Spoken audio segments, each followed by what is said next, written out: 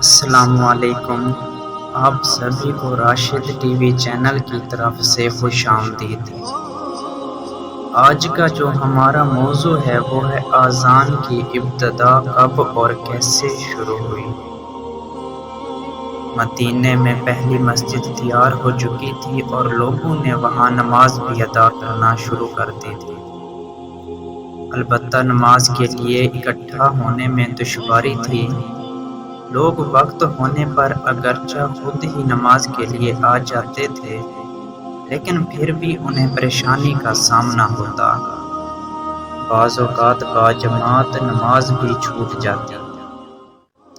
ایک دفعہ نبی اکرم صلی اللہ علیہ وآلہ وسلم ایک مجلس میں بیٹھے ہوئے تھے کہ ایک آدمی نے مشورہ دیا کہ لوگوں کو نماز کے لیے بلانے کا کوئی طریقہ ہونا چاہیے۔ بات قابل توجہ ہے، لہٰذا اس پر غور کیا جانے لگا۔ کسی نے مشورہ دیا کہ اے اللہ کے نبی، جب نماز کا وقت ہو تو ناقوس بجا دیا جائے۔ آپ صلی اللہ علیہ وآلہ وسلم نے فرمایا، نہیں، یہ عیسائیوں کا طریقہ ہے۔ ان کے ہاں جب لوگوں کو عبادت کے لیے بلانا ہو تو وہ ناقوس بجاتے ہیں۔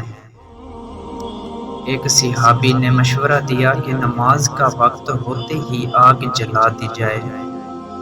اس تجویز کو بھی آپ صلی اللہ علیہ وآلہ وسلم نے پسند نہ فرمایا، اس لیے کہ مجوسی اپنی عبادت کے وقت آگ جلا کر لوگوں کو جمع کرتے تھے۔ ایک تجویز یہ بھی آئی کہ نماز کی اطلاع کے لیے بھوگ بجا دیا جائے۔ نبی اکرم صلی اللہ علیہ وآلہ وسلم نے اسے بھی رد کر دیا اور فرمایا، یہ یہودیوں کا طرز عمل ہے۔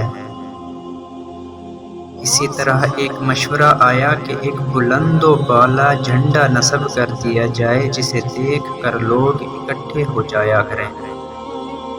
ان سب میں سے کسی تجویز کو بھی آپ صلی اللہ علیہ وآلہ وسلم نے پسند نہ فرمایا، اور نہ ہی اس مجلس میں یہ فیصلہ ہو سکا کہ لوگوں کو نماز کے لیے کس طرح بلایا جائے۔ ایک رات صحابی رسول سیدنا عبداللہ بن زید رضی اللہ تعالی عنہ سوئے ہوئے تھے کہ خواب میں انہیں کسی نے اذان کے کلمات سکھائے۔ صبح ہوئی تو انہوں نے آپ صلی اللہ علیہ وآلہ وسلم کو اپنا خواب سنایا۔ نبی اکرم صلی اللہ علیہ وآلہ وسلم نے انہیں کلمات سنانے کو کہا تو انہوں نے وہ کلمات دہرائے۔ یہ سن کر سیدنا عمر بن خطاب رضی اللہ تعالی عنہ نے کہا کہ یہ کلمات مجھے بھی خواب میں سکھائے گئے ہیں۔ آپ صلی اللہ علیہ وآلہ وسلم نے فرمایا، عبداللہ، یہ کلمات بلال کو سکھا دیں، کیونکہ ان کی آواز بلند ہے اور دور تک پہنچتی ہے۔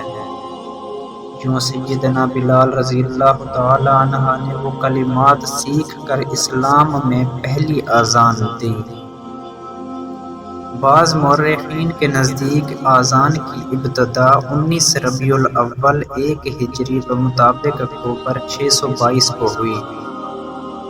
ابتدا میں اذان دینے کے لیے کوئی خاص جگہ نہ تھی، بلکہ سیدنا بلال رضی اللہ تعالی عنہ مسجد سے ملحقہ ایک بلند مقام پر چڑھ کر اذان کہتے۔ عہد نبوی صلی اللہ علیہ وآلہ وسلم کے بعد خلفائے راشدین کے دور میں بھی مؤذن کے لیے جگہ متعین نہ تھی۔